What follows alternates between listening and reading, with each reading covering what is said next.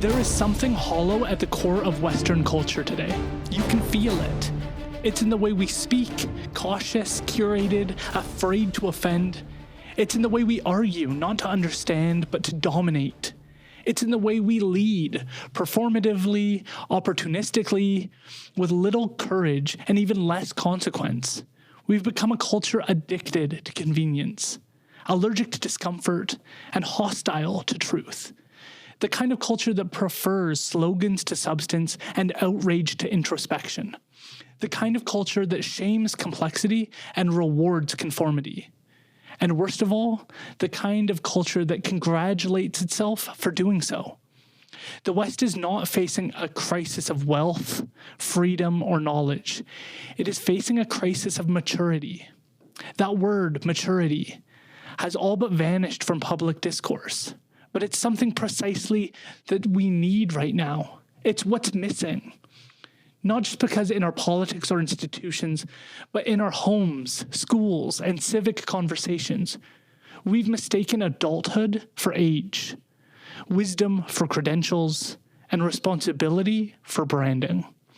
We've become a people who have forgotten how to be serious, and the cracks are showing.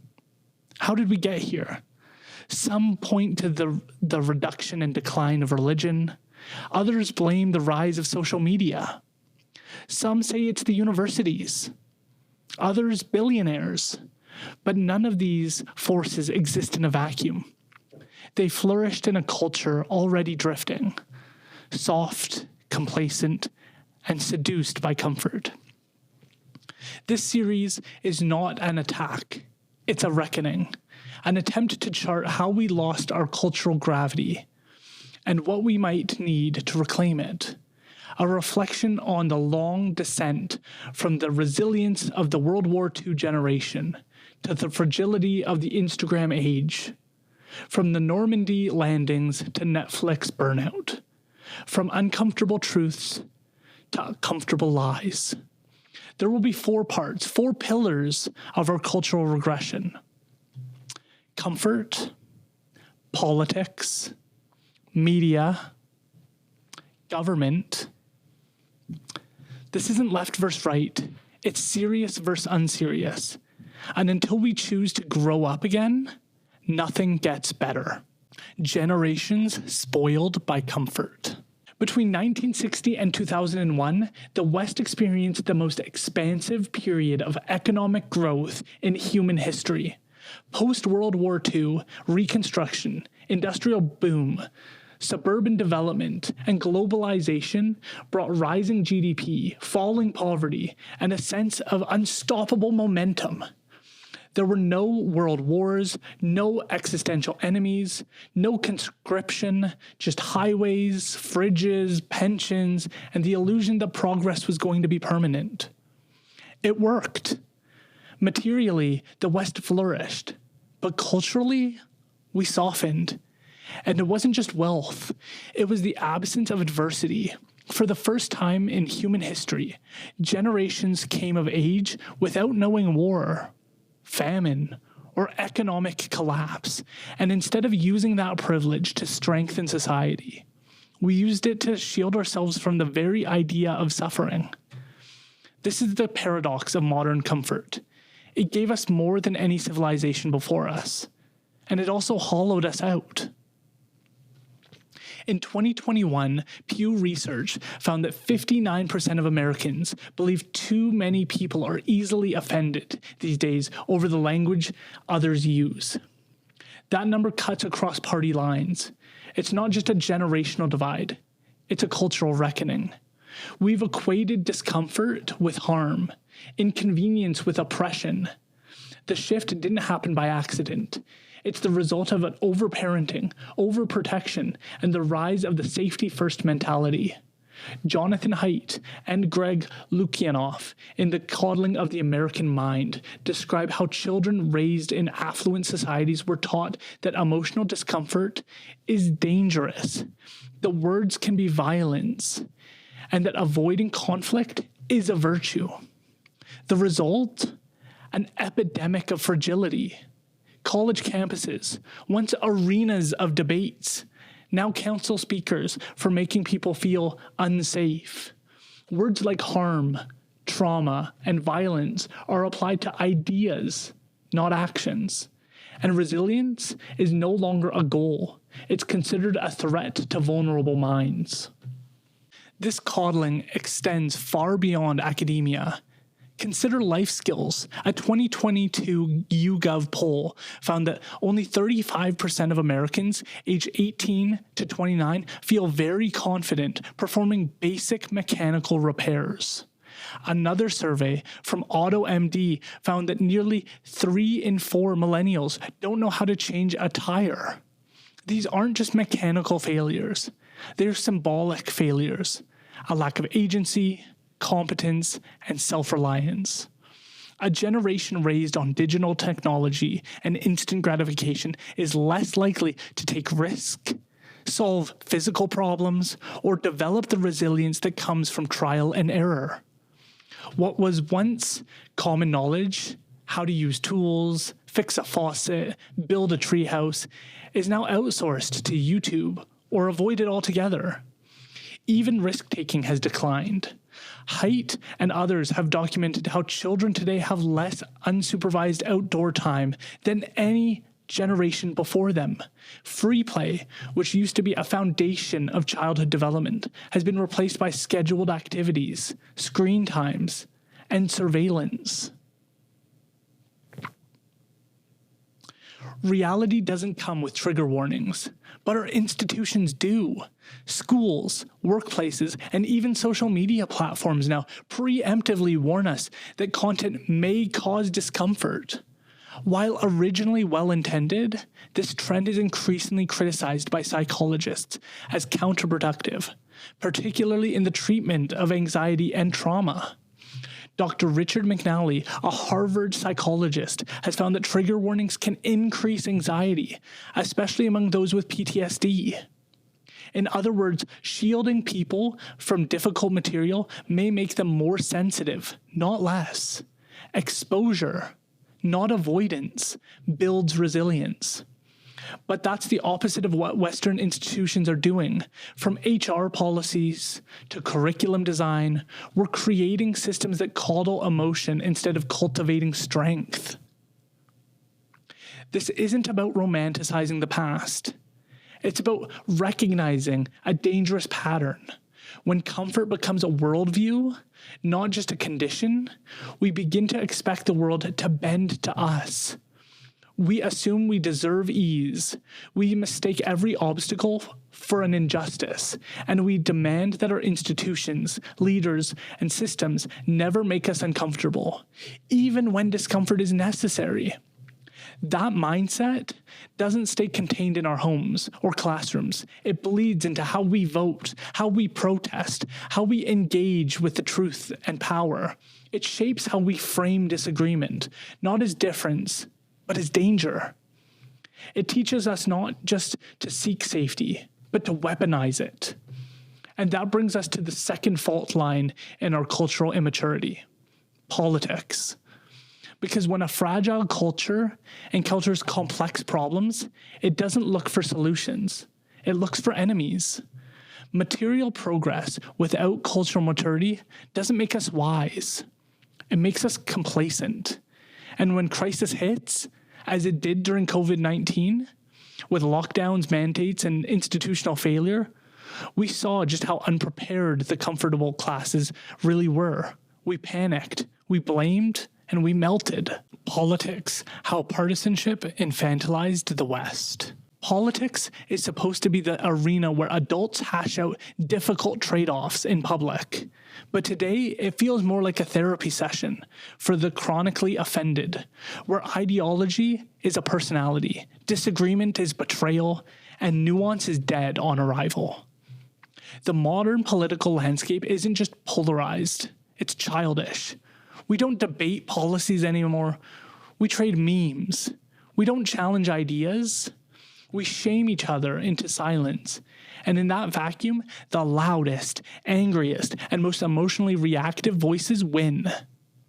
We've turned democracy, once the domain of stoic statesmen and principled dissidents, into a theater of tantrums, and the result isn't activism, it's regression. Once upon a time, you could be a liberal and still believe in free speech. You could be a conservative and still criticize corporate power. But in the current climate, what you believe matters far less than who you're aligned with. Partisanship has morphed into tribalism. A 2022 Pew study found that 72% of Republicans and 63% of Democrats say they have very unfavorable views of the other party. Levels not seen since the Civil War. These aren't just political disagreements, they're moral condemnations. In Canada, we are moving slowly in the same direction. The Centre for Media, Technology and Democracy found that Canadians were increasingly feeling negative emotions to those who didn't share their view. We don't ask, what's the best way to fix this? We ask, whose side are you on? This is what Haidt calls moral polarization of public life. People no longer hold positions based on reason or evidence. They inherit them from their social group. Then treat any contradiction as a personal attack. Today's political discourse runs on vibes, not values. Policy analysis has been replaced with the emotional venting, especially on platforms like X, where outrage is rewarded and complexity is punished. In The Righteous Mind, Jonathan Haidt explains how people tend to form emotional judgments first, then rationalize them after the fact. This means that most political debate isn't about truth, it's about affirmation. And politicians know it, which is why so many of them campaign not on detailed plans, but on outrage, moral panic, or vague symbolism. Trump did this. Trudeau did this. Every party, left or right, now dabbles in emotional manipulation because it works. Rhetoric like build the wall or believe all women isn't meant to be debated. It's meant to be repeated. It's meme politics, not policy politics. But here's the darker side. The system treats us like children because we've started to act like them. We demand the government fix every problem instantly, painlessly, and perfectly, no matter the financial cost. We punish politicians for honesty and reward them for saying what we want to hear. We ask for security, not liberty, entitlement, not responsibility. In a healthy democracy, voters are expected to wrestle with trade-offs: freedom versus safety, growth versus equity, rights versus responsibilities.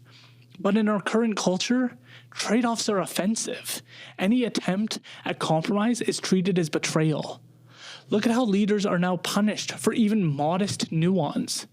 Justin Trudeau said he wouldn't bring in vaccine mandates and then reversed course, triggering mass protests and the invocation of the Emergencies Act. He didn't just lose trust, he exposed how reactive and binary our politics have become. In the US, Anthony Fauci was hailed as a saint by one half of the country and a tyrant by the other, regardless of his actual record. People didn't evaluate what he said. They evaluated what he represented. We want our leaders to be perfect symbols, not flawed humans. And that is a deeply childish demand. When a culture becomes fragile, it stops taking responsibility. Instead, it searches for villains. And modern politics is awash with scapegoats. The unvaccinated, the woke, the Trumpers, the elites, the truckers, the media, the immigrants, the billionaires. Pick your enemy. What matters isn't whether they caused your problem. What matters is whether they're convenient to blame. As Yuval Levin writes in A Time to Build, institutions used to form people. Now they perform for people. Politicians don't lead, they brand. Parties don't offer platforms, they offer slogans. And voters don't deliberate. They perform outrage, usually online, and call it democracy. When comfort eroded our resilience, politics became the first casualty. Because once a population expects ease, safety, and affirmation, politics stops being a civic duty and starts being a therapy session. We don't want leaders. We want emotional surrogates. We don't want arguments. We want echo chambers. And when we finally do face a real crisis, geopolitical, economic, or environmental, we won't know how to argue or build coalitions or change course because we won't trust anyone who disagrees with us, which leads us into the third fracture in Western maturity: media. Because if politics is broken, it's not all alone. The Fourth Estate broke with it. Media, how journalism became performance. If politics is where public immaturity is most visible, then media is where it is most amplified. Once, journalism was a tool to hold power accountable, a sober civic institution. But today, it is a stage. Performance has replaced reporting, sensation has replaced scrutiny, and narratives have replaced nuance. Journalism was once blue-collar, gritty, grounded. The journalist used to be the outsider, the inconvenient voice, the one who poked holes in the official story. Think of Seymour Hersh uncovering My Lai, Bob Woodward, and Carl Bernstein tracking Watergate. Even Peter Mansbridge calmly narrating the world into Canadian living rooms. But that class of journalist has been replaced by something entirely different. The celebrity pundit. They don't investigate, they perform. Not for truth, but for tribes.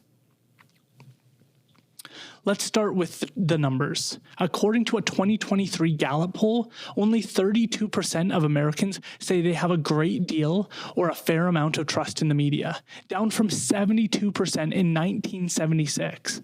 That's not a dip, that's a free fall. Why?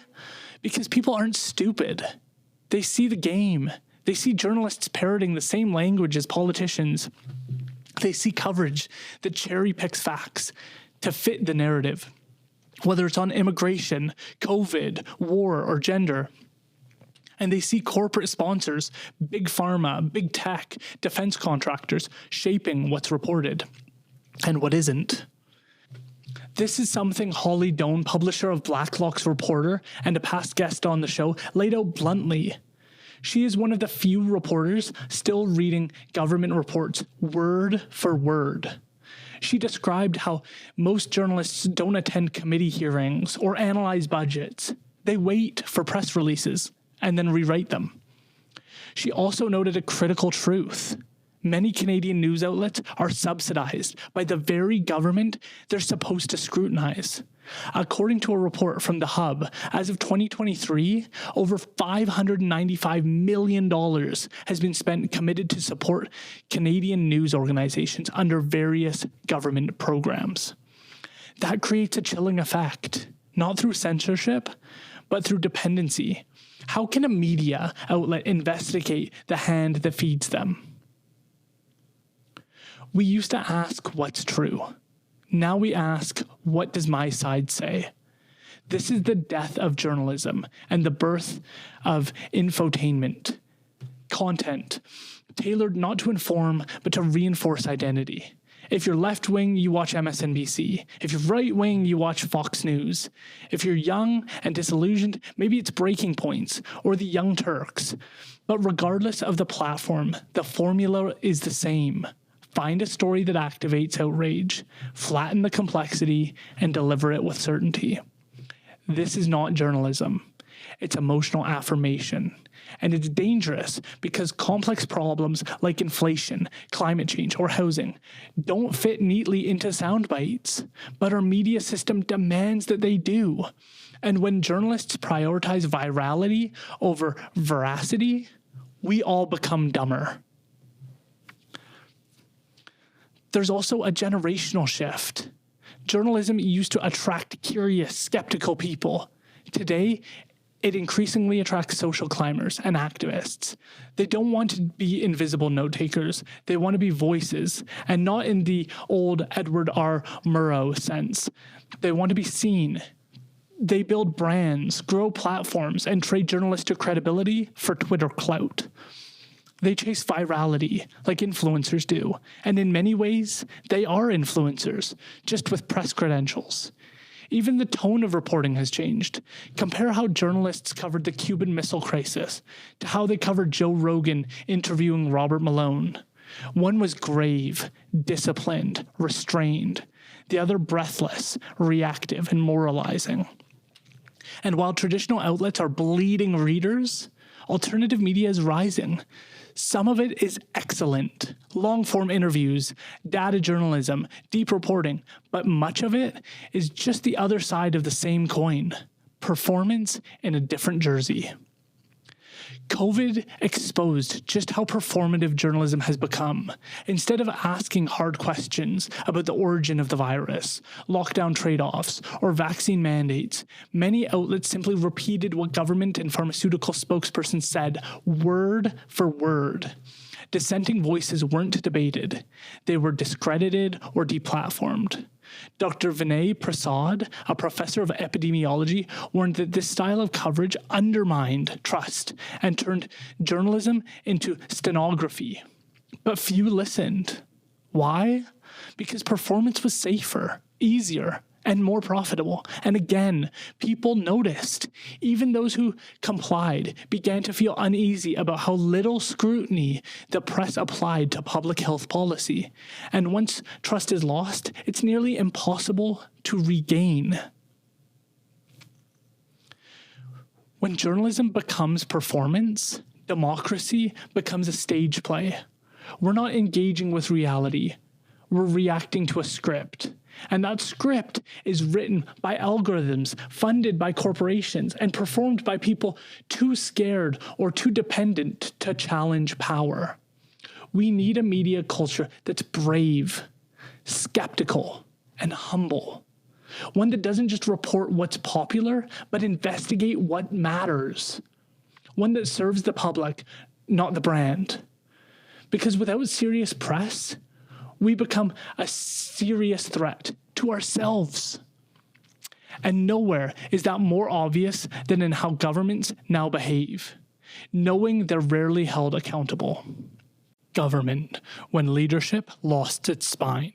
Once upon a time, public office came with expectations of seriousness.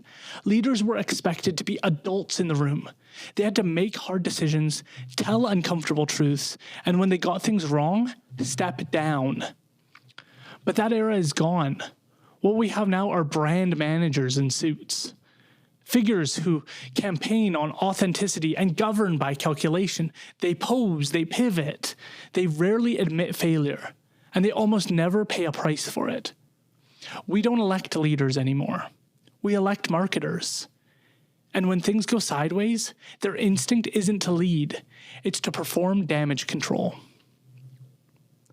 In a mature democracy, failure means consequences. But not today. Failure means nothing. Take Canadian Prime Minister Justin Trudeau. In 2021, he insisted that vaccine mandates were not on the table. He introduced one, helped divide the country by rhetoric. They don't believe in science. They're often misogynists and racists, and invoked the Emergencies Act against the convoy protest, a tool never before used in Canadian history. Was there accountability? Not really. In fact, mainstream media largely ran cover. No apology, no reflection, just a continuation of a brand. Empathy on the surface and coercion underneath. In the United States, Anthony Fauci told Americans in early 2020 that masks weren't necessary, only to later reverse course and defend the lie by saying he didn't want a masks shortage. When the lab leak theory gained traction, he dismissed it publicly, even though internal emails showed that it was a possibility he acknowledged privately. Again, no accountability. He was hailed as a hero by half the country and demonized by the other. Truth was secondary. What mattered was which side you thought he was on. When leadership loses its spine, it begins to behave like public relations. The goal is no longer to tell the truth or make things better. It's to manage perception. And in the end, we get politics that feels like advertising, not governance. We now live in an era of symbolic governance. It's not what politicians do that matters.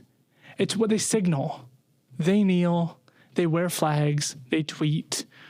But when it comes time to legislate or lead through a crisis, their instincts are to deflect, delay, or delegate. Consider the housing crisis in Canada. Minister after minister, report after report, and yet affordability continues to worsen. Why? Because serious reform, like zoning overhauls or municipal accountability, is politically risky. It alienates mayors and voters. So sometimes politicians posture, hold summits, make big announcements, but avoid the structural change required to fix anything. As Brad Viz, a Conservative MP and a recent guest on the podcast, pointed out, most politicians are too tightly bound by party discipline to think independently, let alone act with courage. They fear their leaders more than they fear the public failure. That's not leadership. That's obedience. Another hallmark of our immaturity is the bureaucratization of governance. Decisions aren't made by elected leaders anymore.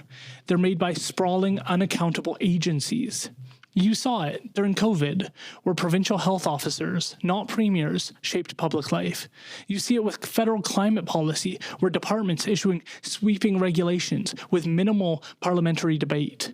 You see it in education, housing, health, where bureaucracies manage complexity that politicians don't even understand. David Eby, Premier of British Columbia, spoke to this on the podcast, how governments function more like landlords or giant systems than active stewards. The complexity is so vast, the files so technical, that most politicians simply rubber stamp what senior bureaucrats or consultants hand them. That's not inherently evil, but it's not democratic either.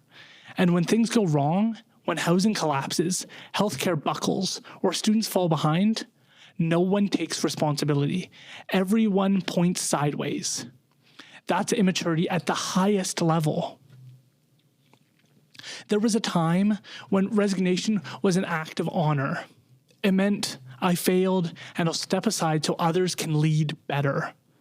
That idea is nearly extinct. The UK, oddly enough, still has some tradition of it. Matt Hancock, the UK Health Secretary, resigned in 2021 after breaking lockdown rules he helped impose. But in Canada and the US, you can lie, break laws, violate ethics, and stay in office so long as your base is loyal and your comms team is competent. That's not strength, that's rot. And when leaders don't model integrity, why would citizens? Conclusion. None of this exists in a vacuum. Our leaders reflect us. We tolerated these leaders because we stopped demanding more. We wanted comfort, not courage. Performance, not principle. We mocked anyone who admitted doubt. We punished anyone who stood alone. And we rewarded whoever could act confident while doing nothing. Government has become a theater, and we, the audience, are complicit.